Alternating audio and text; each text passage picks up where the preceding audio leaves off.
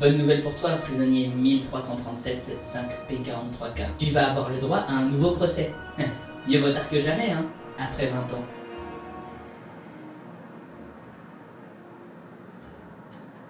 Bienvenue sur Geek & Fit. L'objectif de cette chaîne autour du sport est simple, remettre l'individu, c'est-à-dire toi qui regardes la vidéo, au centre des priorités. Formulé autrement, mon objectif c'est que tu progresses.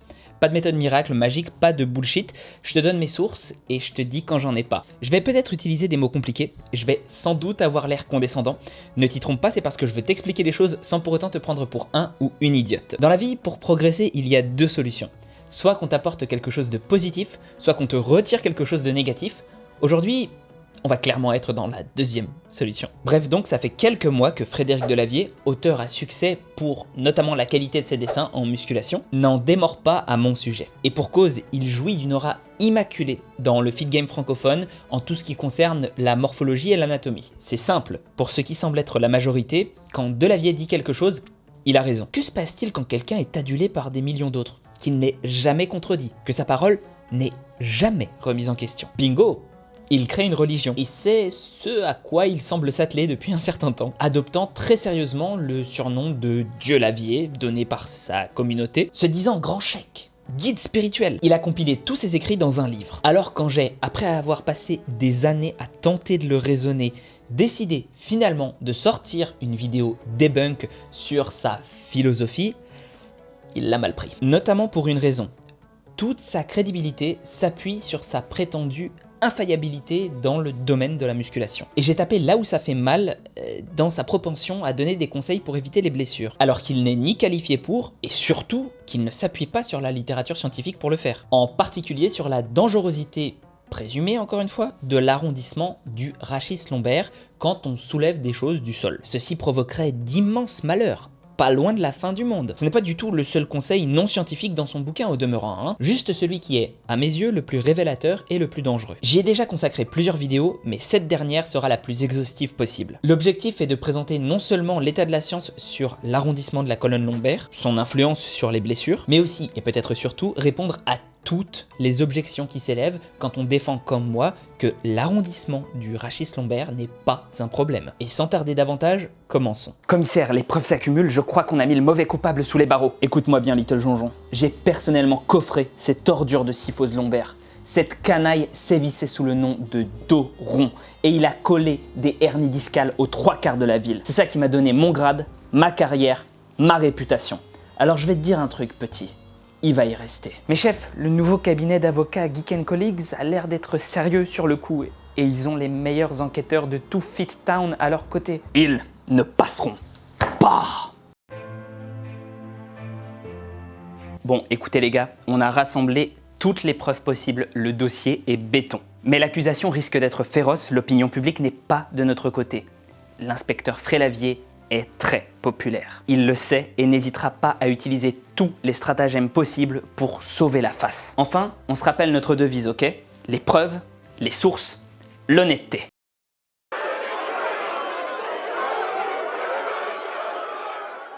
Le dos rond, ça fait des hernies discales.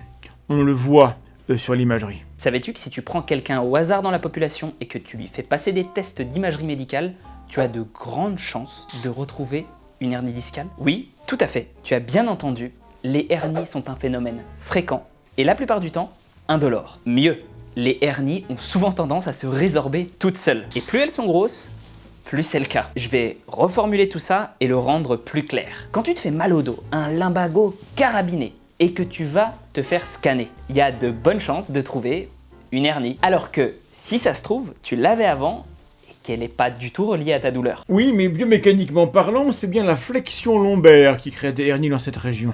Vous n'y connaissez rien. Alors, déjà, on n'est vraiment pas du tout sûr de ça. Oui, dans des modélisations simples, c'est le cas. Reste à voir si c'est vraiment aussi ça dans la réalité. On a des indices qui nous laissent supposer que c'est plus complexe. Mais les avis d'experts sont plutôt favorables à une hypothèse de flexion lombaire comme étant la cause de la plupart des hernies. Sauf que le truc, c'est que ça peut arriver à 12 degrés de flexion lombaire sur 27 disponibles dans un modèle à base de 2 vertèbres. Ça en se fondant sur les études de McGill. Autant dire même pas la moitié de l'amplitude disponible. Si on compare ça à une colonne complète, ça donne 44% de flexion lombaire, soit environ ça. En réalité donc, dos droit ou dos rond, les hernies discales se feront de toute façon en majorité en postérieur. Mais allez, même si ce n'était pas le cas, j'ai envie de dire, et alors? On ne s'est jamais fait une seule blessure sportive sans faire de sport. Faut-il donc éviter toute activité physique? En fait, tout l'intérêt de faire du renforcement, c'est bien d'appliquer un stress assez important pour provoquer des adaptations sans pour autant exploser les structures. On pourrait dire du coup que faire du dos rond aide à ne pas se blesser, si tant est qu'on l'amène avec assez de progressivité. Amusons-nous maintenant à faire un raisonnement biomécanique comme Delavier sait si bien les faire. Quand nous arrondissons le rachis lombaire dans le cadre d'un Jefferson curl ou d'un soulevé de terre, alors nous avons des muscles qui se contractent très fort dans le dos. Vraiment très fort. Nous y reviendrons plus tard d'ailleurs. Toujours est-il que ces muscles luttent contre les forces de pincement. Ça crée une rigidité et surtout une compensation. Mais tu veux connaître un cadre dans lequel les extenseurs du rachis, ces muscles-là donc, sont très peu contractés? Quand tu contractes avec intention leurs muscles opposés, les fléchisseurs, les abdos, ils sont obligés de se relâcher pour que le mouvement se fasse. Ce qui veut dire que là, potentiellement, tu fais un mouvement qui peut beaucoup plus te déclencher une hernie. C'est d'ailleurs au moins un point de cohérence qu'on ne peut pas reprocher à McGill. C'est lui le vrai scientifique qui n'est pas d'accord avec le dos rond. Il recommande uniquement du gainage pour ces raisons. Bon, McGill a été débunké maintes et maintes fois, car même si ça peut sembler avoir un peu de sens mécaniquement, dans la pratique, ça n'est pas ce qui se retrouve. Spoiler, tout est affaire de progressivité et de volume. Mais surtout, Delavier ne dit à aucun moment dans son bouquin que les crunchs peuvent provoquer ça. Ça la fout mal pour le meilleur biomécanicien de tous les temps, non? Ah, vous parlez de progressivité à tout va. Cependant, les disques sont connus pour ne pas s'adapter. Ils sont même pas vascularisés. Donc les dommages s'accumulent, et puis un jour ça craque. Vous êtes nuls. C'est triplement faux. On a constaté une adaptation des disques intervertébraux dans plusieurs papiers scientifiques. Et ils sont vascularisés, même si pas partout. Oui, ça je veux bien. Les gens qui disent ça ne sont tout simplement pas au courant de la littérature scientifique en fait. C'est très important de bien le comprendre. Car, contrairement à une interprétation purement mécanique, là où un matériau va avoir une certaine quantité limite de contraintes avant de casser, les systèmes biologiques sont par essence antifragiles. C'est-à-dire que si tu leur laisses assez de temps et de ressources pour récupérer, alors ils vont devenir plus costauds. Un peu comme les Saiyans. Ainsi, arriver progressivement à soulever dos rond n'est pas un mal qui s'accumule, mais une protection contre ce dernier. D'ailleurs, c'est pour ça que le débat s'axe avant tout sur la hernie discale, parce qu'on a beaucoup moins de doutes sur le fait que les autres structures vont s'adapter. On l'a bien vu sur le terrain, cet effet protecteur. Nombre d'athlètes font du soulevé de terre dos rond avec des charges très lourdes sans se faire des hernies instantanées. Lamar Gant par exemple, ou plus récemment The Panache. J'attendais celle-là. On a bien démontré que le soulevé de terre de The Panache se faisait avec le haut du dos arrondi, mais pas le bas. Je te ferai dire. Alors je vais le dire crûment, mais si tu as cru ça, c'est que tu as de la merde dans les yeux. Ou un biais de confirmation très très fort. Un biais de confirmation très grosso modo, c'est quand on croit à quelque chose et qu'on veut par tous les moyens, inconsciemment, le confirmer. Ne te sens pas inférieur pour autant, hein. Tout le monde en a. C'est normal, c'est comme ça qu'on a évolué biologiquement. Ce qui est plus grave, c'est de refuser les preuves quand elles se présentent devant nous. Et c'est le cas pour la personne qui a créé ce schéma, Aaron Orshig. Ça fait des années qu'il défend bec et ongle McGill, qui est son ami, avec des arguments pétés jusqu'à l'os. Et du coup, qu'il se fait épingler par tous les kinés qui se fondent sur les preuves scientifiques. Ça se voit quand même que la courbe suit très bien le haut du dos et que d'un seul coup elle devient droite alors que le dos, lui, ne l'est pas. Non mais dis, tu vas pas chipoter quoi. C'est à peine courbé. Alors, oui, mais en réalité, le bas du dos ne peut pas vraiment se courber beaucoup plus. La flexion lombaire maximale, ça donne à peu près ça. Quand on arrive à le voir de façon très nette, alors c'est qu'on est déjà quasiment à 100%. Si on le voit à peine ou un peu, c'est souvent qu'on est déjà entre 60 et 85%. Et c'est pas moi qui le dis, hein, on a un papier dessus. En fait, même des kinés spécialistes, expérimentés, n'arrivent pas, avec 8 ans d'expérience, 8 ans quand même, à déterminer à l'œil nu si quelqu'un fait une flexion lombaire ou pas, sur un squat et un deadlift. Il se trompe très souvent. D'ailleurs, je remercie Jean Honche pour ses illustrations de qualité. C'est top l'ami. Alors pourquoi, parfois, on voit le bas du dos qui s'arrondit bien au-delà de ça?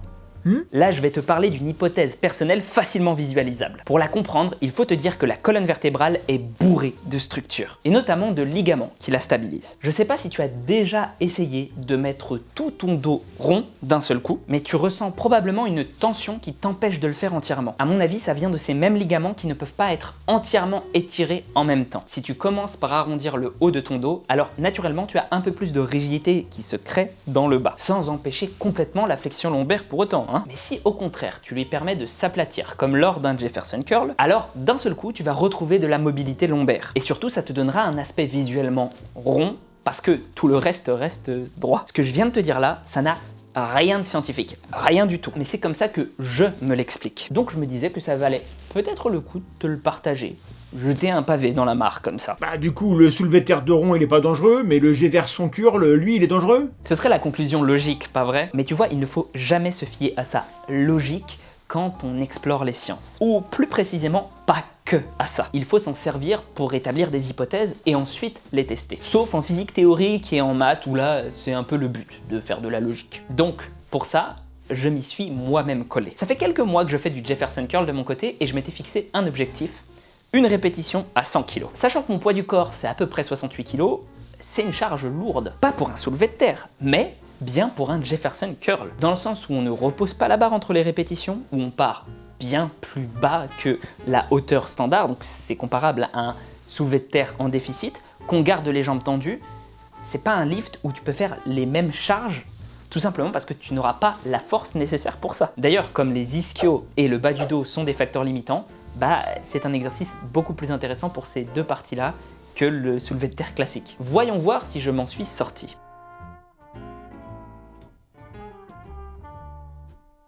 Voici mon Jefferson Curl à 100 kg pour 9 répétitions. Mon poids du corps étant de 69 kg, n'étant pas spécialement un powerlifter, 100 kg pour l'équivalent d'un soulevé de terre en déficit jambes tendues, c'est pas mal, non? Vous verrez ici mon rachis lombaire s'arrondir, sans aucun souci ni hernie. Parce que j'y suis allé avec assez de progressivité pour renforcer les tissus au fil des mois. Présenter tous les éléments qui m'ont amené à me dire que ce ne serait pas dangereux de tenter l'expérience dans un seul reel serait impossible. Mais je vous invite à aller voir cette vidéo de mon ami Pierrelli qui résume pas mal les choses. J'en ferai aussi une autre pour résumer tous les arguments contre le dos rond et pourquoi je pense qu'ils ne tiennent pas debout, sur ma chaîne YouTube. En attendant, intégrez-le à votre entraînement si vous le voulez.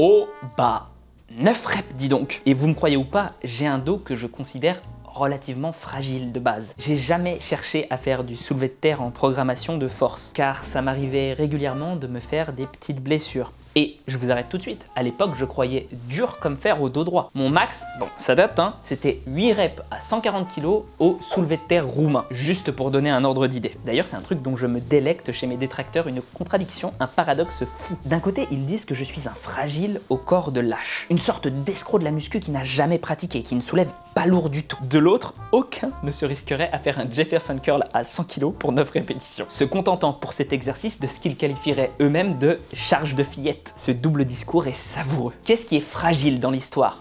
Mon corps ou leurs arguments? Mais t'es l'exception qui confirme la règle. Les autres gens ont beaucoup plus de risques de se blesser que d'arriver à ton niveau ou au mien. T'as vu? Je savais qu'on allait me dire ça. Voici donc une sélection d'athlètes et d'abonnés qui ont décidé de se prêter au jeu du Jefferson Curl, ou d'un exercice avec arrondissement du dos sur des charges lourdes. Ça s'appelle un linteau. Tu regarderas sur Google ce que c'est. Celui-là, vu le nez, avec les restants de béton que tu vois là, il va nous chercher dans les 130 kg. Dans ces eaux-là, 130 kg je dirais. Est-ce que je vais réussir à le soulever avec la technique du dos rond et sans me péter le dos? On va voir. J'ai les jambes bien pliées. Et je sais que c'est pas top pour l'exercice, mais je te rappelle, je suis pas culturiste, je suis juste maçon. Et ça fait juste 30 ans que je fais la technique du dos rond sans m'en rendre compte. Tu le saisis. Et tu le lèves. Avec la technique du dos. Je suis pas content de moi, parce que je l'ai pas soulevé. Actuellement, je m'en fous, Il soulève d'un côté, j'en dresse de l'autre. Mais je me rends compte qu'ici, si je fais ça, tu vas te foutre de ma gueule et me dire ouais, il a pas réussi. Alors on va le faire convenablement. Donc, saisis, Et on lève. Avec la technique du dos rond.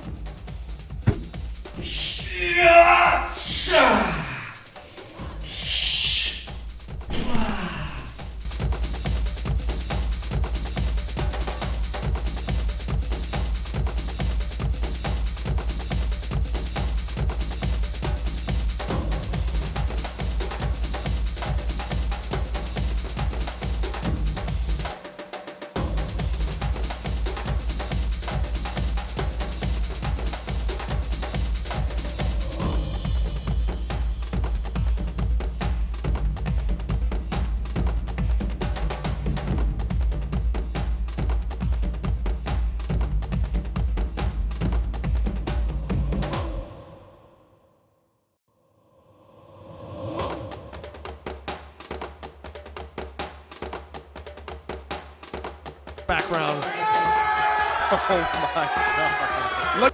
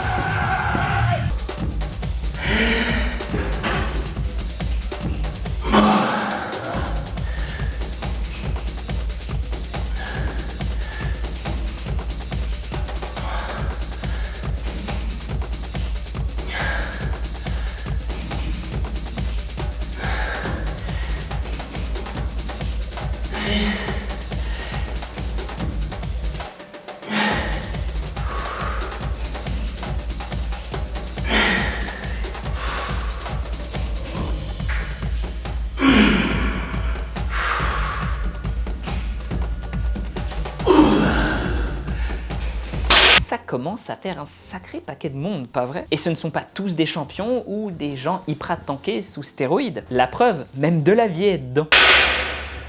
Oh, c'était dur. Oui, Delavier soulève lui-même Doron. Ouais, bon, mais alors dis-moi, j'ai qu'en fait, comment que ça se fait que la médecine du travail dit, depuis longtemps, qu'il faut pas avoir le dos rond? Qu'est-ce que tu fais de la sagesse des anciens qui ont des cheveux blancs? Petit con, c'est le petit con.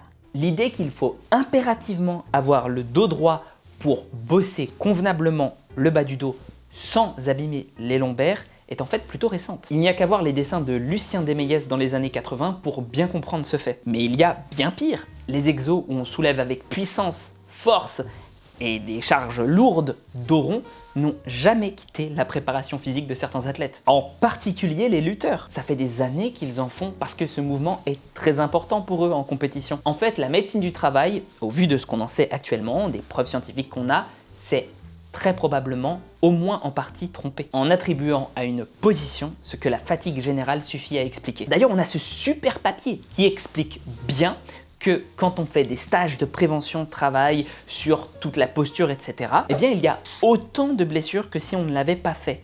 Ça ne change rien. Et quand je dis ce super papier, ça veut dire qu'il y a 77 études qui sont compilées dedans. Elles montrent globalement que l'apprentissage des consignes de sécurité pour le port de charges lourdes est inefficace. Les blessures au dos viennent avant tout d'une surutilisation de ce dernier. Et puis à mon avis, ça arrange bien les patrons aussi, même si c'est pas nécessairement conscient, hein. Pas besoin de donner des jours de repos supplémentaires, ça n'est pas leur responsabilité de t'avoir surchargé.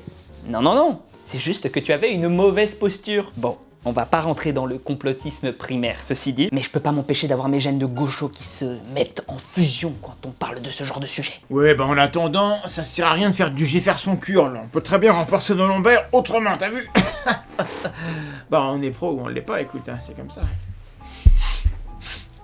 Détrompe-toi. Le problème de dire que la posture du dos rond est en elle-même accidentogène, c'est qu'on cherche à tout prix à l'éviter. Mais tu es obligé de faire de la flexion lombaire quand tu soulèves lourd, ou même dans ta vie de tous les jours. Ce n'est pas quelque chose d'évitable. Et ça, c'est pour une raison que j'ai découvert grâce à Didier Reiss, un professeur en sciences du sport qui fait le même job que moi, c'est-à-dire qui milite activement pour limiter les bêtises. Mais depuis bien plus longtemps que moi, avant l'explosion des réseaux sociaux. Ce monsieur m'a donc montré cette étude intéressante, qui tendrait à montrer qu'on est plus fort dos rond grâce à la position de nos sarcomères. Et oui, ils sont mieux positionnés pour forcer. Ce serait pour ça qu'on adopte naturellement une posture dos rond quand on doit soulever lourd. Et potentiellement aussi parce que nos structures passives apportent un petit peu d'aide également. Il y a autre chose qu'il faut bien comprendre. Tout le monde répète à tout va, en tout cas tous ceux qui ne savent pas faire leurs recherches correctement, qu'on n'a aucune étude sur du lourd. Mais c'est faux. Cette étude, c'est en fait le maximum de force qu'on peut avoir sur les 3 postures, en isométrique, donc sans bouger, certes, mais c'est ce qui est encore le meilleur d'un point de vue méthodo pour faire de bonnes comparaisons. Donc oui, effectivement, on a de bonnes raisons de supposer qu'on est plus fort en dos rond. Et comme on sait que le corps va avoir naturellement tendance à adopter la posture dans laquelle la force musculaire est optimisée, quand on lui donne juste le but à atteindre et pas la façon de le réaliser. En témoigne la recherche sur les consignes externes en musculation. C'est normal qu'on fasse le dos rond. Regarde, je le répète, même Delavier arrondit le dos sur ses soulevés de terre. Et rappelle-toi, à partir du moment où c'est visible, même un peu, c'est qu'on est déjà dans une flexion lombaire importante. Donc plutôt que de l'éviter à tout prix, pourquoi ne pas se renforcer progressivement dessus? En plus, si vraiment tu veux laisser cette posture de côté, tu risques de développer une kinésiophobie qui va te faire flipper dès que tu arrondis le dos, ou pire, dès que tu fais des exercices que tu penses qui peuvent avoir un impact sur ton dos. Je connais des pratiquants qui ont carrément arrêté le squat et le soulevé de terre pour cette raison. Ça va te rendre hypersensible à cette position et à la douleur qu'elle peut engendrer. Et ça, comme le dit très bien encore une fois notre ami Jean-Ange. Les théories les plus récentes et solides sur la douleur montrent bien que la psychologie influe énormément. Un exemple que j'aime utiliser. Cet homme avec un clou dans sa chaussure. Il souffrait le martyre jusqu'à ce qu'on lui enlève et qu'on se rende compte bien que le clou était passé entre les orteils. En d'autres termes, tu auras mal parce que tu crois que tu vas avoir mal. Et du coup, non. Contrairement à ce que prétend Delavier, il n'y a rien qui suggère que le lumbago soit un mécanisme de protection évolutif. Ou en tout cas, pas comme il l'entend. La solution, du coup, c'est de pas faire du tout de soulevé de terre. Je n'aime pas le soulevé de terre, c'est un mouvement bâtard, qui ne sert ni spécifiquement les objectifs d'hypertrophie, ni ceux de force dans le cadre d'une préparation physique. Je préfère certaines variantes, comme le Jefferson Curl, le soulevé de terre roumain, jambes tendues, ou même le soulevé de terre à la trappe barre. Ceci étant dit, cet argument n'a aucun sens. Je l'ai vu employé par Gundil et ça m'a fait me prendre les mains dans ma tête de bêtises. Selon lui, tu vas te péter à long terme si tu fais des activités de force, et même simplement du sport intensif. Car évidemment, tous les athlètes de force finissent leur vie pas en très grande forme. Mais déjà, enfin, qui finit sa vie vieux et dans la même forme qu'il était dans sa jeunesse? Ensuite, il faut regarder des études empiriques sur le sujet. Par exemple, celles qui montrent que quand on fait faire des squats et des soulevés de terre lourds à des femmes ménopausées, à peu près 100 femmes de plus de 60 ans qui souffrent d'ostéoporose, il n'y a qu'un seul accident sur des mois d'entraînement. Et encore, un accident qui a juste empêché de faire une semaine, d'accord? Une seule blessure qui a empêché une seule pratiquante de faire pendant une semaine, la semaine d'après, elle est revenue à faire des squats et des soulevés de terre lourds. C'était une contracture. Mais mieux, ça a amélioré leurs symptômes d'ostéoporose. Et si tu veux la jouer terrain, les études c'est de la merde, à partir de ce moment-là, il faut regarder les vieux sportifs face aux vieux non sportifs. Pas des jeunes et des vieux sportifs. Et franchement, tu connais beaucoup de personnes âgées sportives en moins bonne forme que celles qui ne le sont pas. Enfin, ce qu'on sait, c'est que l'entraînement de force est une aide majeure à la qualité de vie quand on vieillit. Donc bon, sans rire, faudra repasser. Et qu'on ne me donne pas l'exemple de Ronnie Coleman, parce que Arnold Schwarzenegger est plus vieux et il se porte très bien. Oui, bon, mais bon, alors, de toute façon, t'as tort, déjà. T'as tort parce que t'es un petit con et ta barbe, elle est mal taillée. Et puis t'es jaloux de Delavier et des autres, et puis t'es qu'une pute abuse. T'es une pute abuse, j'ai qu'en fait. Tout le monde le sait, en plus. Si tu savais ce qu'on dit sur toi dans ton dos. Rond. Est-ce que c'est vraiment la meilleure façon de générer des likes et du clic à long terme que de se mettre l'ensemble de la communauté de la musculation à dos? Mais enfin, regardez 2 secondes ceux qui osaient me dire ça. Je ne suis invité par personne de connu. Je ne collabore quasi pas avec les grosses chaînes parce que soit je les ai débunkés et loin de m'en être reconnaissant pour avoir pointé leurs erreurs, ils voient ça comme une attaque personnelle, et je peux le comprendre, on est humain, soit ce ne serait pas bon pour leur image de marque. Ouais, Comment peuvent-ils se permettre d'être potes avec moi, qui ai dit des trucs horribles sur leurs amis? Ce sont des suppositions de ma part, bien sûr, mais je l'ai quand même pas mal ressenti chez certains. Or, qu'est-ce qui marche le mieux sur YouTube? Bien sûr que ce sont les feats. Enfin, McFly et Carlito l'ont très bien compris. Dans notre domaine, Nassim, The Rob, etc. Je suis isolé et je ne m'en plains pas. C'est un choix. Le choix de l'intégrité, de ne pas me prêter au business avant mes valeurs. Bien sûr que je suis pas infaillible, que je fais des erreurs. Bien sûr que je peux les pardonner aux autres. Mais eux, ceux que je débunk, ils ne se corrigeront pas. Ils le feront pas avant tout parce que, encore une fois, ça va pas aller avec leur image de marque. Oh, mon Dieu, mais ils se sont trompés une fois. L'avouer, ce serait pire que tout. Donc je me coltine la tâche de se prendre des insultes, des parodies, du harcèlement pour ce que je fais. Le prenez pas comme une plainte. J'assume, je sais très bien ce que je fais et j'en suis pas à mon coup d'essai. Mais c'est juste histoire de remettre les points sur les i. C'est un argument pourri. D'accord, ok. Alors dans ce cas-là, comment est-ce qu'on fait pour intégrer le faire son curl à notre entraînement, toi qui sais tout?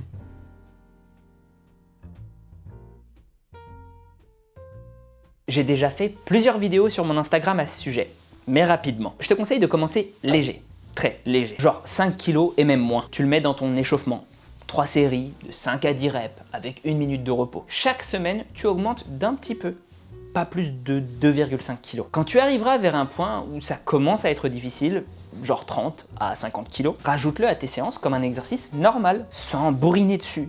Sois raisonnable. Comme il met naturellement de la tension sur les structures passives, la progression devra être un peu plus conservatrice. Globalement, je recommande 1 mois de progression pour 2 à 3 semaines de stagnation planifiée, même si tu sens que tu pourrais mettre plus. Ensuite, utilise des cycles de progression, type augmenter les reps sans augmenter la charge, puis l'inverse, etc. En continuant à respecter la stagnation planifiée. Rien de bien sorcier, en somme. Monsieur, on n'a rien pu faire, les avocats étaient trop bons. Comment ça? C'est quoi ce bordel? Vous voulez dire que cet enfoiré est en liberté? Eh bien, quelle manière de parler d'un vieil ami. Toi? Mais qu'est-ce que tu fous ici, Syphose? Oh, je t'en prie, appelle-moi par mon nom de scène, tu le connais aussi bien que moi. Le baron du dos rond. Et je voulais arrêter la vidéo là. Je pense que toutes les raisons de faire du dos rond étaient expliquées. Tous les arguments contre, balayés. Et puis il y a eu 3 choses. D'abord le Biomécanique Podcast avec Deneville qui est un chercheur sur le sujet. Ensuite la vidéo réponse non sollicitée de Jean Honche le musclé. Et enfin j'aimerais un peu parler du harcèlement de Delavier. Mais cette vidéo là est déjà bien assez longue, donc je le ferai dans la partie 2.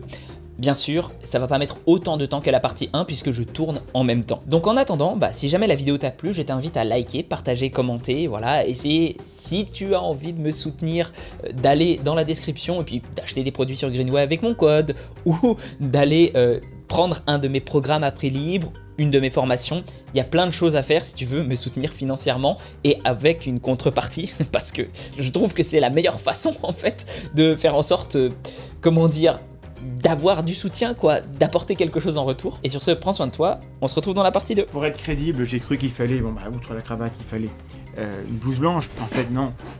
Non, pour être crédible, il faut des chaussettes. Il faut des chaussettes. C'est compliqué, hein, ça se mérite, une telle silhouette. Bien.